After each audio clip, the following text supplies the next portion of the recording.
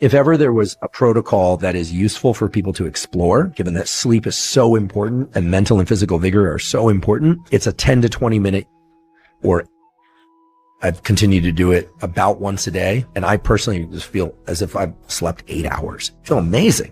People who did this experienced a 60% increase in dopamine in these key brain areas. This is wild. This is a big effect. What is this?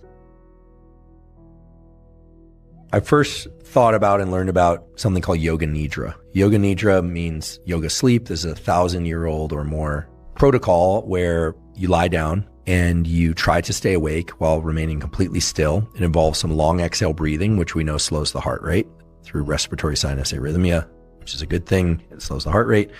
And it had long been used as a way to offset sleep loss, as well as to just create states of replenished mental and physical vigor, even if you slept well.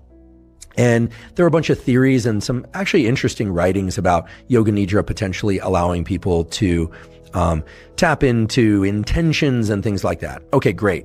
I learned about this process, by the way, somewhere around 2015, 2016, I decided to shift a significant portion of my lab from animal studies to human studies. And I was very interested in stress mitigation and trauma. So I went and visited a trauma treatment center in Florida where they were doing yoganidra with people every morning for an hour. They would wake up, they would do this yoganidra for an hour. I decided to participate once or twice, and I found it to be incredibly restorative because I wasn't sleeping well on that trip. And I would come out of it thinking like, I just felt like I slept 8 hours. I only slept 4 or 5 broken hours. I do this 1 hour of yoganidra and whoa, I feel amazing. Like, this is wild. This is a big effect. What is this? Go back to my laboratory. We're studying stress mitigation techniques. And for whatever reason, I decided, okay, we could talk about yoganidra, but it's a little bit like talking about meditation. And then you have these name, which is, a little complicated for the scientific literature because it's not clear exactly what it is. And I want to be very clear. I'm not trying to take anything away from yoganidra or those practices. I have tremendous respect for them. But I came up with this thing called non-sleep deep rest, or NSDR for short, which A, gives people some sense of what they're doing, and B, strips away the intentions and any kind of mysticism whatsoever. And it really just involves lying down for anywhere from 10 to 30 minutes or an hour, I suppose. And people are doing long exhale breathing to slow their heart rate and calm down, doing a sort of body scan of paying attention to different parts of their body, trying to stay awake. But if they fall asleep, it's okay. We observe that it creates very dramatic decreases in sympathetic autonomic arousal, aka alertness, and places the brain and body into kind of a shallow state of sleep, not surprising, but a state that is unusual and, at least to my knowledge, not observed in other meditative states, at least, to my knowledge. But to be fair, we didn't do neuroimaging of this, so we didn't have a lot of insight into it.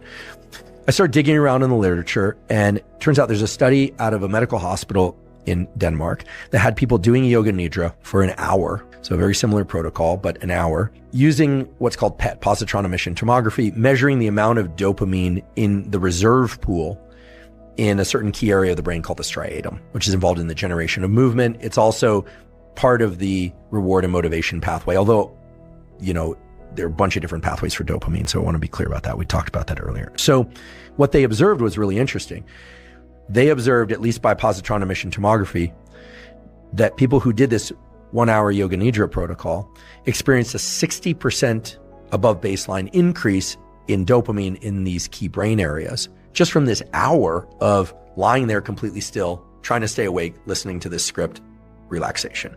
I think this is wild. And then there's some other studies showing that post yoga nidra performance on memory tasks or other cognitive tasks is improved. I got very excited about this and started whittling down the non-sleep deep rest protocol to what we hope is the minimal effective dose, which is about 10 minutes of non-sleep deep rest.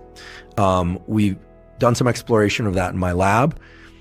Currently, there is a collaboration brewing between myself and Dr. Matthew Walker, the author of Why We Sleep, the great sleep researcher, the great Matt Walker, to explore what is happening at a neural level using brain imaging during non-sleep deep rest.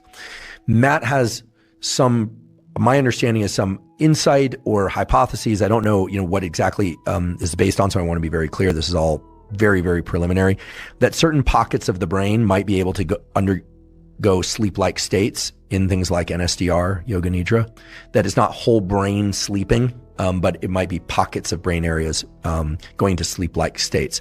But the whole purpose of doing these experiments going forward, this collaboration, is to figure out exactly what's happening at a neural level during non-sleep deep rest and how closely it mimics sleep. Can you recover sleep that you lost? We don't know. Here's what we do know subjectively. And again, this is anecdata, if you will. These are people who have challenges falling asleep, often benefit from doing non-sleep deep rest, a 10-minute or 20-minute protocol at any time of day or night, because it's teaching you to self-direct your own relaxation. It's different than meditation because meditation involves focusing. Meditation is really a focusing perceptual exercise. Think about your third eye center, focus on your breath, redirect your focus every time it drifts. Meditation is a focus exercise, and work from Wendy Suzuki's lab at NYU has shown that it can improve performance in different cognitive tasks. But the traditional forms of meditation sometimes can disrupt people's ability to sleep well. Why? Well, you're increasing focus capacity. To fall asleep, you need to kind of defocus and let go of your thoughts. It's kind of interesting. At the beginning of all yoga nidra scripts, at least the ones I've heard, you hear you're going to move from thinking and doing to being and feeling, very new agey language. But let's explore that. Thinking and doing is about anticipation. It's about memory. To feeling and being, you're going into as much as possible, a purely sensory state, right? You're focusing on just how things feel. You're not thinking into the future or past. You're just thinking future or past. You're just feeling sensation in your body. Very interesting. And so different than meditation, different than hypnosis. Hypnosis is a sort of meditation designed to solve a specific problem. Quit smoking, relax, less pain. Okay. Meditation, more of a focus exercise. Non-sleep deep rest is used to restore mental and physical vigor and to teach you to relax yourself. So it can be done in the middle of the night if you're having trouble sleeping. It can be done in the morning. This is when I typically like to do it. I did it this morning. I woke up at 5. That's a little early for me. I actually had a phone call for about an hour. And then I realized, oh goodness, I got to get up soon. I'm going to take 30 minutes and do a 30-minute non-sleep deep rest, or in this case, it was yoga nidra. I come out of that and I recall being in a pseudo sleep state. And I personally just feel as if I've slept 8 hours. And many people report this similar sensation. And again, it's subjective, but I think if ever there was a protocol that is useful for people to explore, given that it's safe, it's zero cost, and that sleep is so important and mental and physical vigor are so important, and the data on dopamine, it's a 10 to 20 minute yoga nidra or nsdr script. To me, it's one of the more interesting aspects of protocols, meaning, we have exercise protocols, we have nutrition protocols, we've got deliberate heat exposure, deliberate cold exposure protocols. What about protocols for restoring mental and physical vigor that aren't meditation, that aren't hypnosis, that aren't pharmacology? And what does that look like? It's taking the brain out of that anticipatory mode. So if we speculate, go, okay, move from thinking and doing to being and feeling. Again, very new agey, but what are we doing? We're deliberately shifting our thinking away from the very types of thought and action that deplete the dopamine reserve pool, right? And should we be surprised that there's this significant increase in dopamine in the striatum post yoga nidra or nsdr? Probably not, because you're not tapping into that neural circuitry for a period of time. It also underscores the extent to which in our waking life, we are constantly in goal-directed behavior, even when we don't realize it. And so I find nsdr to be among the most potent and important tools or protocols that I've used in my own life. I've continued to do it about once a day, any time of day or night, sometimes based on need to get more sleep, sometimes just as a practice. And even 10 minutes of nsdr for me, I emerge from that feeling completely different and always better.